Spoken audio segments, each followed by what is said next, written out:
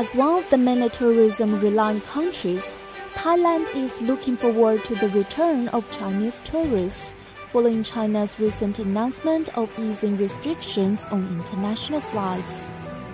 Thailand's Tourism and Sports Minister Phifairachi Kiprakar said China's move to lift travel restrictions is long-awaited good news for Thailand.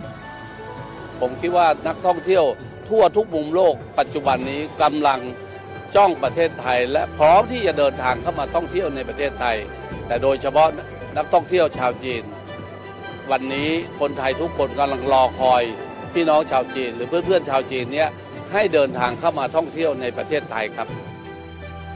The minister said that relevant ministries such as tourism, health, and transport are expected to coordinate and prepare for the upcoming increase in Chinese visitors.